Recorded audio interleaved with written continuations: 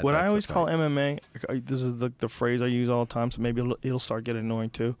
It's like extreme problem solving with dire physical consequences.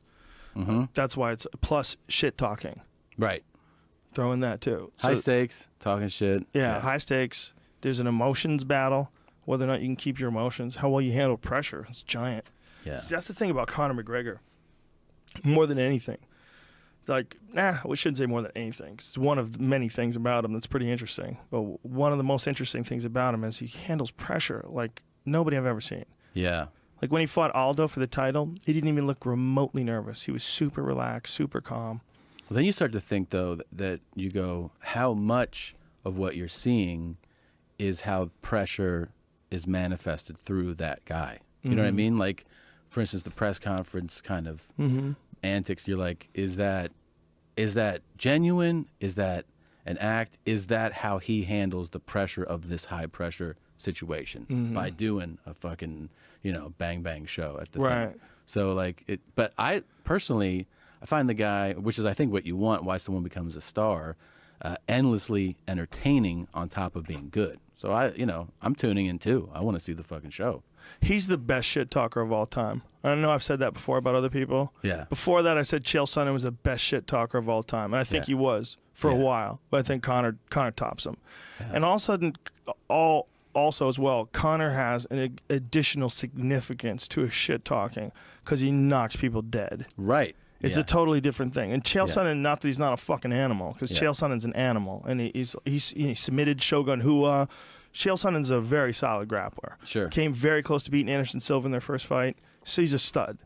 But what Conor does differently is he ices guys with one punch. And that's a big factor in a fight. When you're watching him and he fights Eddie Alvarez, and all of a sudden he dings him with a left hand and catches him and rocks him early on, you go, holy shit. And you realize, like, he's fighting a guy now at 155 pounds. And Eddie Alvarez is a big 155. He's a big guy, big muscular guy. Yeah. The idea is he's going to be able to wrestle Conor. He's going to be able to grab him and grind him out the same way he did with Anthony Pettis. Nope.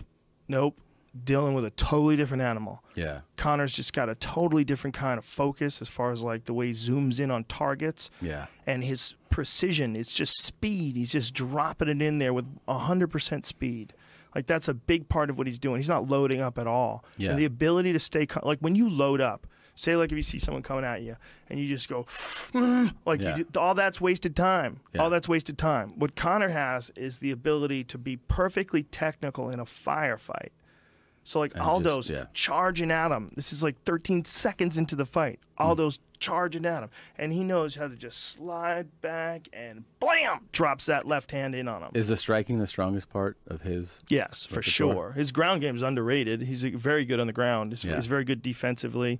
He's got good sweeps. He sweeped Nate Diaz in their first fight. People forget that. He's the kind of guy. How much would you love to watch before he was a professional? I did watch him. Well, not before he was professional. Bar fights, though. Oh, Jesus. Because he's been in some definite scraps in bars before. I don't even think you're allowed to, like, get 18 in Ireland if you haven't been in a bar fight yet. Yeah, man. Like, we're going out tonight, lad. Put a pop on your cherry. That's probably the worst accent ever. Probably right up there. But I saw him fight in. I guess he was fighting in Cage Warriors. I tweeted to him in like 2013 before he came to the UFC. I said, "I'm a big fan, man. Yeah, I want you to come over." And did he?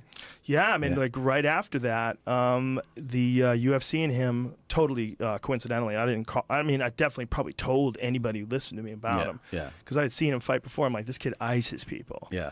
His left hand is just devastating, and he's got a crazy style. He fights in his like wide stance, and he moves different, and he cracks guys. I'm like, this kid's legit. I'd like to see him in the UFC. I never asked you. There it is. Yeah.